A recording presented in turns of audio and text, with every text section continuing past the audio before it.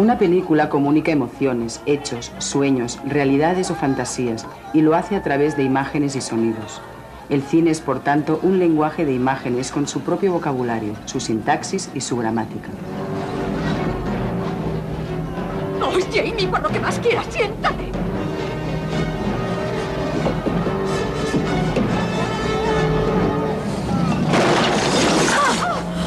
Jamie, baja del coche.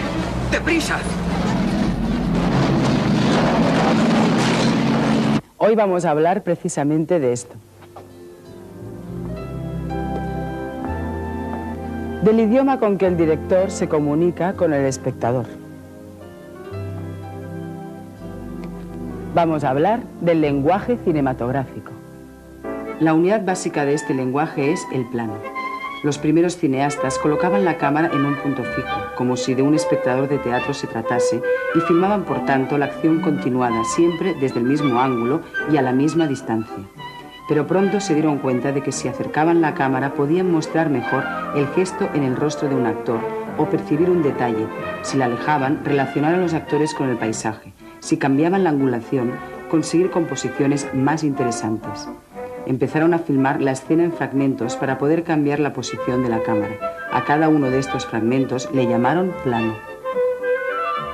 Podríamos decir, pues, que un plano es aquella parte de la escena que retratamos a una distancia y desde un ángulo determinado, desde que damos motor hasta que paramos la cámara.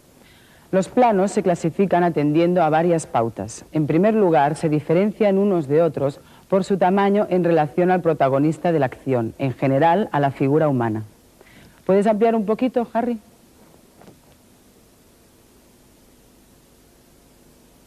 poquito más.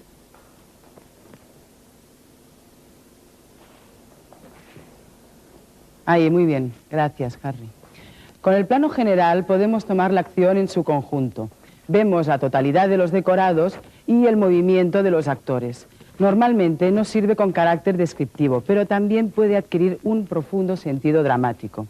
El plano general hace del hombre una minúscula figura, marca su soledad o su inferioridad, pero también su valor al afrontar una gran empresa. El plano general, como dice cualquier manual, pues, se utiliza pues, para describir el ambiente de una situación y describir la situación de los personajes dentro de ese ambiente. Entonces, como todos los planos de una película, esa es la ortodoxia. O sea, entonces, cuando se utiliza al comienzo de una secuencia, pues se sabe cuál es el ambiente de esa situación y cómo están situados los personajes. Ahora, luego depende de una película, es un orden temporal de situaciones. Entonces, depende de cómo ese plano general esté puesto en el orden de la secuencia. Si va al principio, si va al medio, si va muchas veces repetido, si está poco repetido, si va al final y entonces adquiere una nueva forma, un nuevo sentido. O sea, quiere decir que es como una palabra dentro de la sintaxis general, que según cómo se utilice, está dentro de un estilo o de una forma de narrar. Harry, ¿me haces un plano medio, por favor? Gracias. El plano medio encuadra al actor desde la cintura hacia arriba. Este plano nos permite ver perfectamente la expresión del actor sin olvidar su situación, pues siempre veremos una parte importante de los decorados. El plano medio es aquel que más abajo del primer plano llega hasta la cintura. Puede ser plano medio corto que coge por el pecho y plano medio largo que llega propiamente dicho hasta la cintura.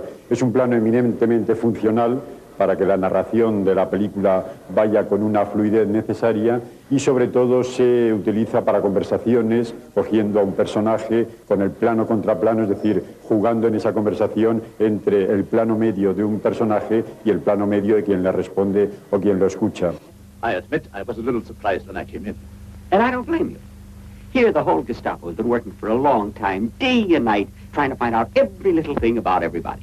And I arrived, and in a few hours I find the most attractive lady in town. Oh, you didn't know Madame before? Oh, well, no, not exactly. But the explanation is very simple. Siguiendo con la figura humana, se baja hasta el plano 3/4, que es el plano que coge 3/4 de una persona, de una figura. Sería el plano que llegara hasta las rodillas. Es un plano que también se conoce en el argot cinematográfico por el nombre de plano americano, porque el cine americano es el que lo ha utilizado de una manera fundamental. Hollywood lo popularizó, Hay muchas teorías sobre por qué. Unos dicen que porque como los actores y las actrices son a menudo muy bajitos, así no se les veían los pies y no se sabía exactamente su tamaño. También en las películas del oeste, porque así se podían ver las cartucheras con los revólveres de los distintos personajes. Pero de cualquier forma ha sido un plano que permite que haya, además del actor protagonista, otros personajes a quien se vea a su lado, e incluso también es funcional, como decíamos, del plano medio, porque coge el ambiente, coge parte de lo que hay detrás del actor o de los actores que están en ese plano. El primer plano encuadra al personaje desde el busto o simplemente su rostro. Es una de las aportaciones específicas más importantes en el cine, ya que no interpone ningún obstáculo entre el espectador y el espectáculo. Como decía Jean Epstein, no se conserva la vida, se penetra en ella. Tiene un alto contenido psicológico y dramático. Nos permite ver el interior de los personajes, los aísla del mundo exterior, o sea, del decorado, y podemos indagar en su universo personal, en sus pensamientos y en sus emociones. Yo soy una devota del primer plano, y soy una devota de dos cosas que generalmente no gustan demasiado en el cine, o parecen como antiguas, que son el primer plano y el encadenado. A mí me parece que un encadenado es un recurso narrativo que a veces dice muchas cosas, ¿no? Bueno, el primer plano pasa lo mismo. Lo que pasa es que el primer plano no se debe abusar. O sea, el primer plano es una cosa tan delicada. Lo que pasa es que hay una cosa muy interesante. El cine es aproximación, el cine es introspección. Hay cosas que una cara dice, si estás muy cerca las dice todas. Un guiño de un ojo, un tic, una arruga, una cosa, a veces tiene un valor increíble. Para conseguir un tamaño de plano determinado, podemos alejar más o menos la cámara o utilizar un objetivo más o menos largo. Los objetivos se distinguen entre sí por su distancia focal y tienen sus propias características. Un mismo tamaño de plano puede resultar diferente según lo hagamos con un angular o según lo hagamos con un teleobjetivo.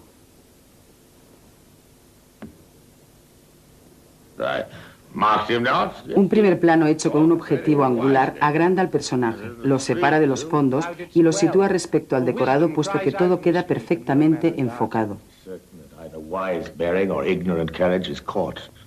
Men take diseases of one another. Ned. Yes, my lord. Let men take heed of their company.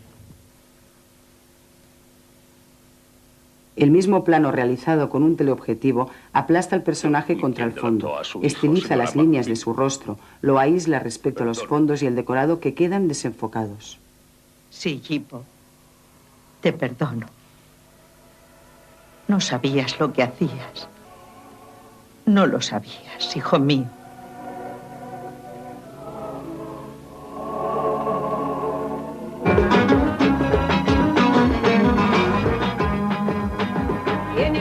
En los planos generales podemos observar de igual manera la diferencia de efecto.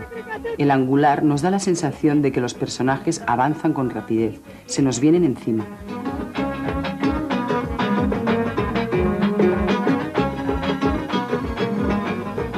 Con el teleobjetivo, los personajes apenas parecen moverse. La utilización de uno u otro objetivo contribuirá, pues, a crear un efecto estético y expresivo distinto. ¡Acción!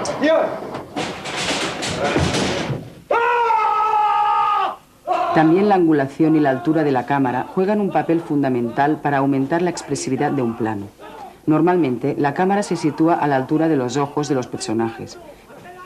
Esta es la perspectiva más lógica, puesto que corresponde a la mirada del espectador, pero la alteración de esta regla puede crear efectos muy interesantes.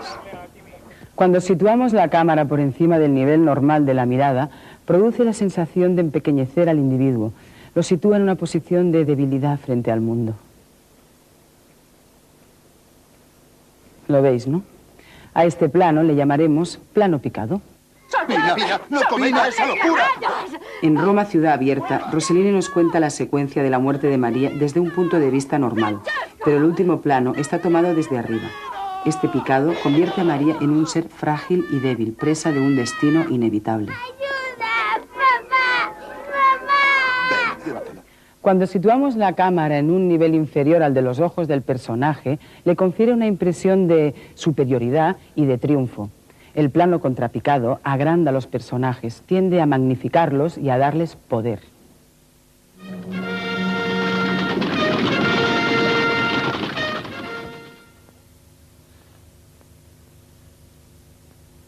How ill white hairs become a fool and jester.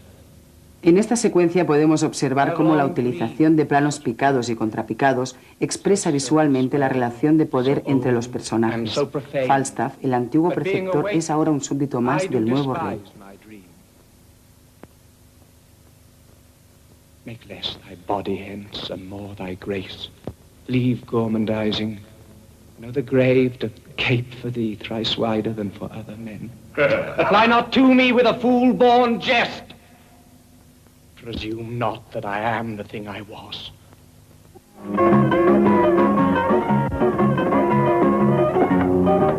Cuanto más acusadas sean estas angulaciones, mayor efecto dramático consiguen en el plano.